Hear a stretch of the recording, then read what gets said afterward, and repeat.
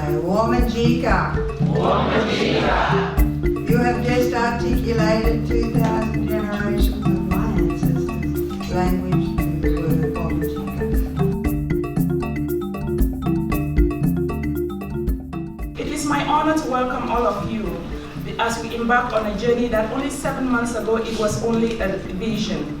At this summit, we aim to create opportunities for those women to create networks between themselves, organizations, and institutions. In 2017, I and many of those working with Diaspora still lament the fact that women and their stories are still missing. Women are still missing on the table, whether those tables are those of community meetings, policy spaces, or even leadership. And here is where the African Diaspora Women's Summit comes in at such an important time, globally, within the diaspora space, and in Australia.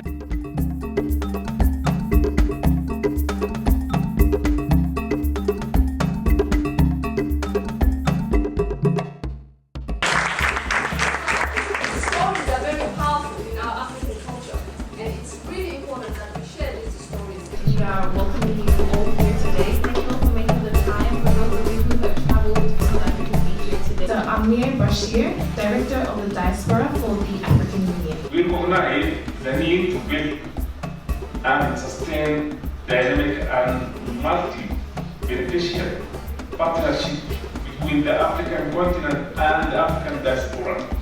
And Victoria University is very proud to be the host for this inaugural African Diaspora Women Summit, along with the African Union and the Victorian State Government.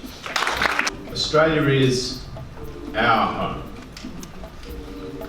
So Fetienne Abai, representing Victoria University's Women in Science and Engineering. Ethiopia is a very quiet country. We have traditions, norms and values, and people are quiet. And women are more quiet. Looks like you put different diversity for purpose of decoration or botanical garden, but it wasn't. And he said, a crop closest to God.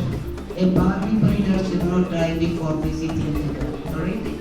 Do you think this area is useful? Yes, it is useful. The problem is you are not including For those who don't know me, my name is Councillor Catherine Cumming. I'm the Mayor of the City of Maribyrnong, which is the best council in Australia. Training, more courses, better access to education.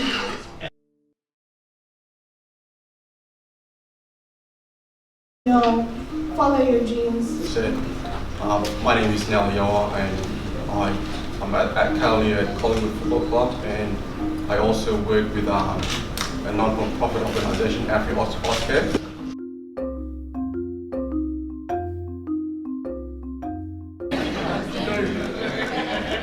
Why are you a young man emceeing at an inaugural Women's Summit?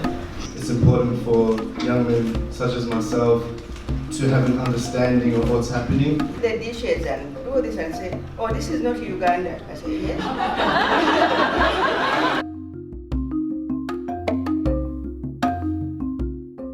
Working closely with Melbourne City Council to develop that understanding programs in the area for young people of African background. This summit is launching, which is about empowering the voices that African women have.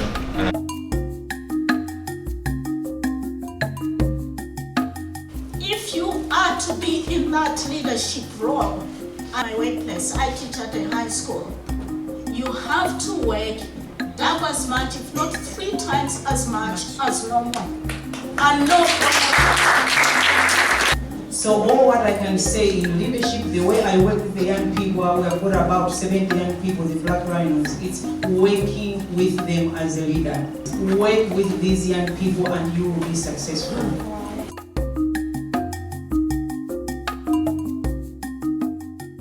Any one last word that each of you wants to in 10 seconds share with our audience? I would just like to say, especially to the girls here, you can really be all you want to be.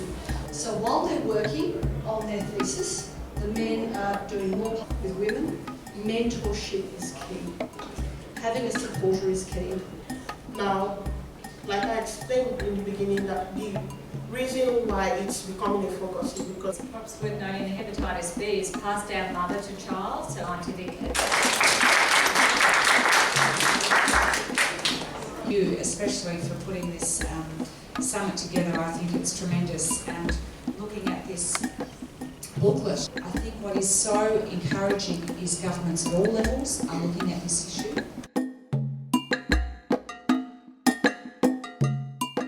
What we're doing is we're asking a few of the speakers to actually have a chat with you one-on-one. So it's a very informal mentoring session. On the other side, which is opposite the mentor, will be the mentees. Ask them some questions that are going to help you with your own professional or personal development.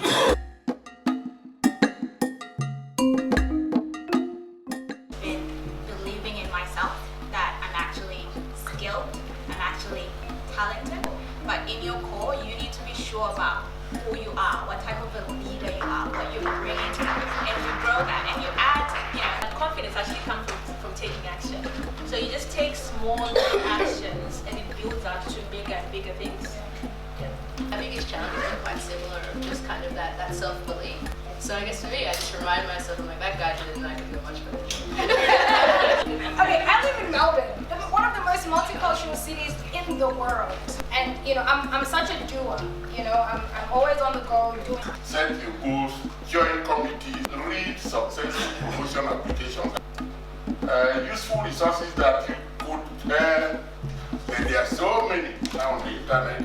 Get involved with these networks and learn from those sources. My background is in journalism, I guess, right? I run my own business, the Center for Leadership and Management. I love what I do.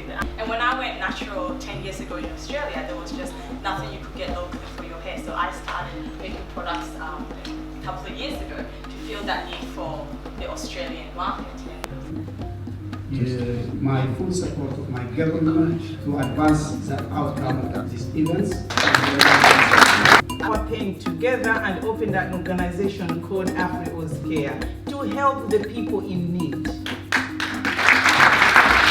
When I say honesty, what I actually mean is Kaizen reflection and action, thanks to self-questioning, being honest with yourself and having action that matches your words. And I actually have a question for you, which is, what is your honest voice? What is your dream? Thank you. And this is part of the challenge that I see.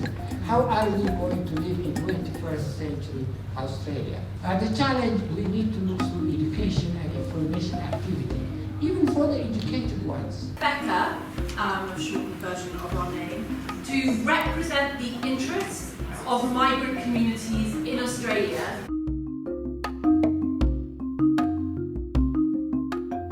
And we will take the message to our community. I also want to ask Dr. Mimi to please organize this not only for women, but also for the African kids. Please. Please. Today, when I got home, I opened the door and I hugged her and I said, "Oh, what did you learn today?" She said, "Oh, Mommy." But all the time when I say But I agree, discipline is important, rules are important, and the skills to make sure that your children abide by those rules means that you will get those children to grow up as independent, well-adjusted kids. But I said, obviously I can't attend. She said, no, we want non-Africans to come. We want men to come. Like even a child came. No. For men, young men especially, to be aware and know what people. And I'm happy to give all what it can take from me. I hope to see this initiative grow more than this. We need something that binds us together as a community. It's so important. From your heart, and you're a beautiful, inspiring leader and soul.